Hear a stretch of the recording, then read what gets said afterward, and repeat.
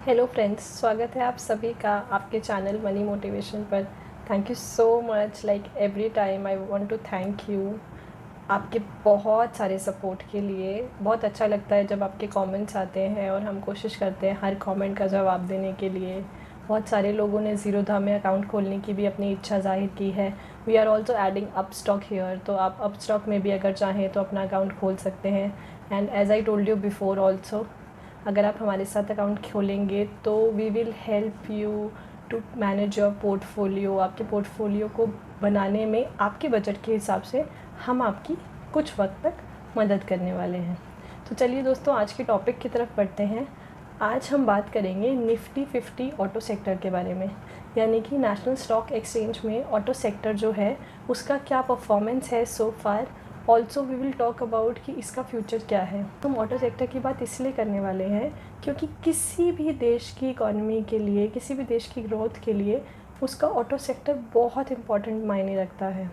It's very important to have a look at it. और अगर हम देखें तो नेशनल स्टॉक एक्सचेंज में भी 15 stocks are from this sector, automobile sector.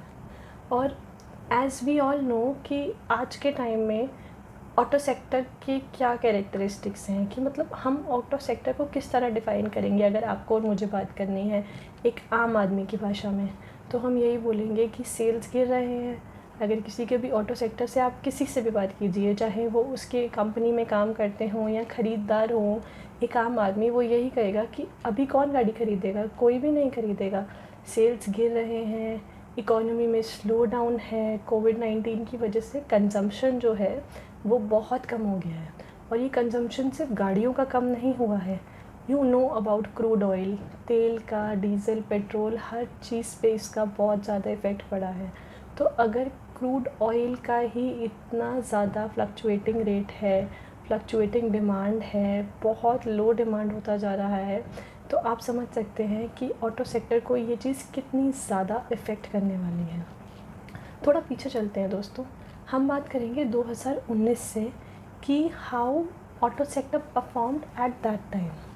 Also here मैं एक छोटा सा आपको बस कंफर्म करने के लिए कि जब मैं ऑटो सेक्टर की बात कर रही हूँ तो हम कौन कौन से टॉपिक्स यहाँ पे ले रहे हैं। जब मैं ऑटो सेक्टर की बात कर रही हूँ तो हम बात कर रहे हैं कार्स की, 4 wheelers. We are also talking about 2 wheelers. We are talking about heavy commercial vehicles like buses हैं, ट्रक्स हैं, आर्मी ट्रक्स हैं, ऑटो एंसिलरीज, टायर्स, जो हैवी प्रोडक्शन की चीज़ें होती हैं उनको भी हम इस टॉपिक में कवर करेंगे। तो 2019 की अगर बात करें तो it was one of the worst half yearly for auto sector. From April till September 2019 demands बहुत ज़्यादा डाउन गई थी, ऑटो सेक्टर में बहुत मंदी देखी गई थी। और समवेयर उसने थोड़ा सा रफ्तार पकड़ा आफ्टर सितंबर, और लोगों को लगा कि ऑटो सेक्टर थोड़ा बेटर होगा।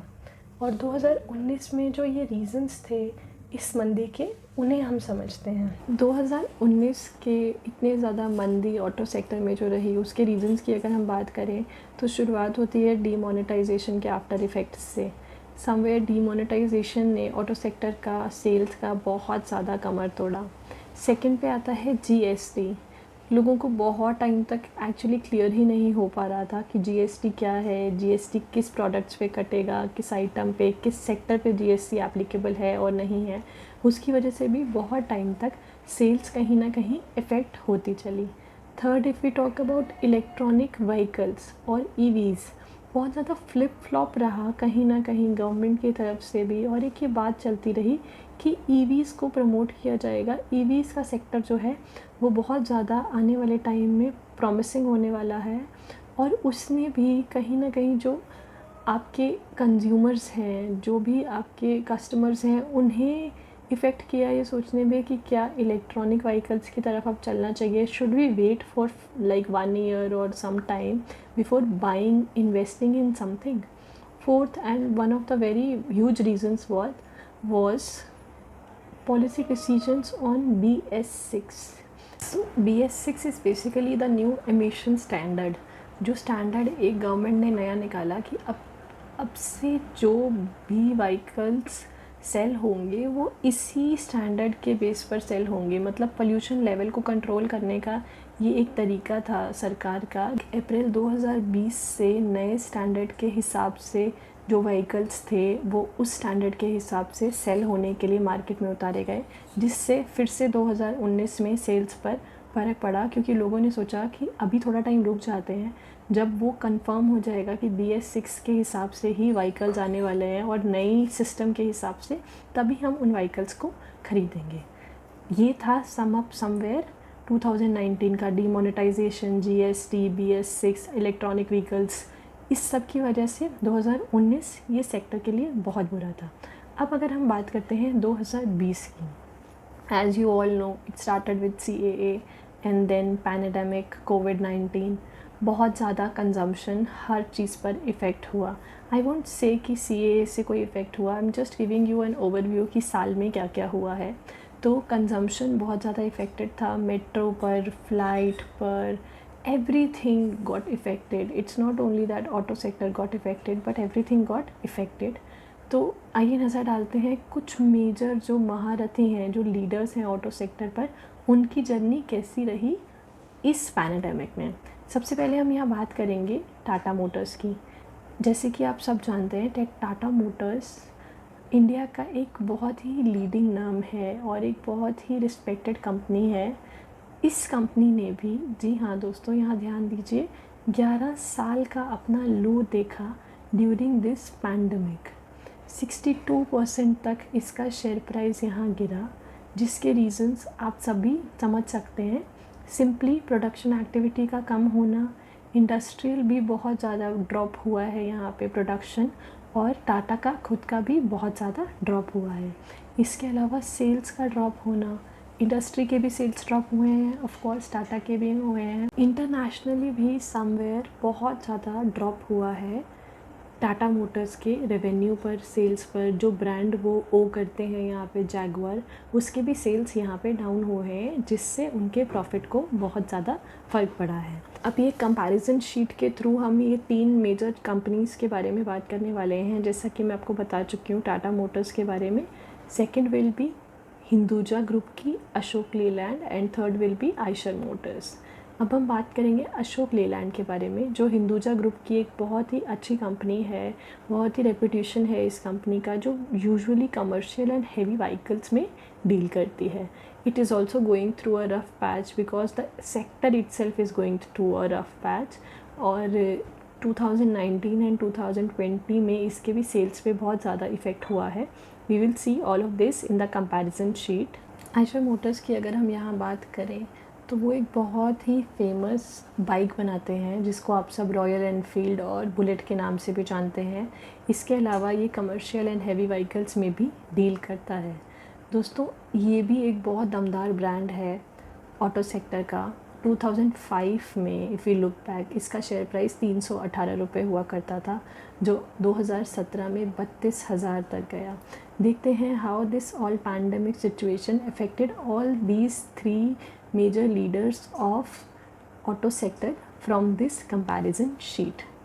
If you have a look at this comparison sheet, तो इसमें आपको मार्केट कैपिटलाइजेशन दिखेगा, अर्निंग पर शेयर दिखेगा, प्राइस अर्निंग रेशियो दिखेगा, 52 वीक हाई और लो की यहाँ पे हम थोड़ा डिटेल में बात करना चाहेंगे। टाटा को इफ़ यू सी 63.50 तक इसका प्राइस गिरा है, जबकि इसका 52 week high was 201.70। So it is like a major fall for Tata. जैसे मैंने आपको पहले भी बताया, पिछले 11 साल में ये बहुत बड़ा फॉल है, 11 साल का सबसे हाईएस्ट फॉल है अभी तक का। If we look at Ashok, यहाँ पे 93.75 से 33.75 तक आया है। ऑल्सो 23450 दैट इज़ 23,450 से गिर के वो 12,450 तक गया है आयशर के लिए। प्रमोटर होल्डिंग पर भी एक बार थोड़ा हम समझने के लिए नज़र डाल देते हैं। प्रमोटर होल्डिंग में टाटा का जो है बहुत अच्छा है 47.31, लेकिन उसमें कुछ हिस्सा प्लेज का है जो आप ब्रैकेट्स में देख सकते हैं। सेम फॉर अशोक 45.36 और कुछ हिस्सा प्लेज्ड है यहाँ पे। Eicher if you see 49.28, there is no pledge of shares. Also I want to share, Eicher is a debt free company. बहुत ही बेसिक सा डेट है इसके अंदर। अगर आप देखेंगे टाटा का डेट बहुत बड़ा है, अशोक लीलैंड का भी डेट है, लेकिन आयशर का डेट यहाँ पे बहुत ही मिनिमम सा है। FII-DIIs as on March 2020, you can have a look. Nobody is running away from all these companies if you see, because these are major leaders. तो बात करते हैं अब सबसे इंटरेस्टिंग सेक्शन की जो हमारी वीडियो का होता है, दैट इज़ कंक्लूजन और एनालिसिस। हमारे हिसाब से ऑटो सेक्टर का फ्यूचर क्या है। दोस्तों यहाँ एक बहुत इम्पॉर्टेंट बात है समझने वाली, दैट मार्केट इज़ सुप्रीम। हम रिटेल इन्वेस्टर बाद में किसी भी चीज़ पे रिएक्ट करते हैं, मार्केट हमसे पहले उस पर रिएक्ट करती है। अगर कोई न्यूज़ आता है, कुछ भी डाउनफॉल होता है, तो मार्केट वेट नहीं करती है कि न्यूज़ आया है और जब रिज़ल्ट आएगा उसके बाद उसका शेयर प्राइस नीचे जाएगा। शेयर प्राइस इंस्टेंटली मार्केट में नीचे जाता है और हम रिटेल इन्वेस्टर्स उस पर उस हिसाब से रिएक्ट करते हैं। So we have to understand it here. जिन्हें लग रहा है कि ऑटो सेक्टर में दम नहीं है, अब ऑटो सेक्टर 2 साल के लिए दब गया है, they have to understand it that way कि ऑलरेडी वो डिस्काउंट हो चुका है। वी आर नॉट सेइंग कि वो अपने हाई पे जाएगा, 52 वीक हाई पे जाएगा, लेकिन आपको यहाँ ये भी समझना है कि वो अपने 52 वीक लो पे ऑलरेडी जा चुका है। वी आर नॉट सेइंग कि अब वो इससे नीचे जाएगा आज तक के सिचुएशन पे। कल को अगर सिचुएशंस बदलते हैं, बदतर होते हैं, तो चीज़ें भी यहाँ बदल सकती हैं, बट आज तक के सिचुएशन पे market is the supreme of all, और वो ऑलरेडी इस शेयर को, ऑटो सेक्टर के शेयर्स को डिस्काउंट कर चुकी है, जो भी रिसेशन, जो भी रीजंस रहे हैं उनके हिसाब से। So the price is already discounted. अब सवाल यहाँ ये आता है कि should be buy auto sector shares और नॉट। दोस्तों हर अपॉर्चुनिटी ना एक फियर के साथ आती है। जब रेट कम होगा, जब मार्केट आपको डाउन होती हुई दिखेगी, तो आपको खुद समझना पड़ेगा कि क्या आपको इसके फंडामेंटल्स में विश्वास है और क्या ये उस रेट पर आ रही है जिस रेट पर आप इसे ख़रीदना चाहेंगे। हो सकता है इससे पहले it's not at a rate कि आप उसे अफोर्ड कर पाएँ। तो भीड़ जब उससे दूर भागेगी तो आपको सोचना है कि क्या आप इसके साथ आज खड़े होना चाहेंगे इसके फंडामेंटल्स के बेस पे, या क्योंकि मार्केट गिर रही है तो आप इससे भागना ही चाहेंगे। कुछ वक्त पहले तक जब हमारे दोस्तों ने हमसे ये सवाल पूछा कि इसे ख़रीदें या नहीं ख़रीदें, वी रेकमेंडेड कि आप इसे ख़रीदिए, क्योंकि it was going low, you can buy it and it will of course go up. 52 week low वो ऑलरेडी जा चुका है, अभी इससे ज़्यादा डिस्काउंटेड प्राइस पे आपको मिलने की उम्मीद नहीं थी। We recommended it to buy then. If we talk about कि अभी इसे ख़रीदना चाहिए या नहीं, तो इसको थोड़ा सा ध्यान से समझिए। अभी इस वक्त ये share risk and ratio equal लेके खड़ा है। समझिए कैसे, देखिए 52 वीक लो से ये 35% ऊपर खड़ा है, यानी कि ऑलरेडी 35% अपने लो से ऊपर ये बना चुका है। अगर सेल्स बढ़ती हैं और मार्केट नॉर्मल होती है तो ये 35% ऊपर और जाएगा, लेकिन अगर सेल्स गिरती हैं तो ये अगर अपने 52 वीक लो पे वापस जाता है, सब कुछ गड़बड़ होता है, तो ये वापस 35% ही नीचे जाएगा।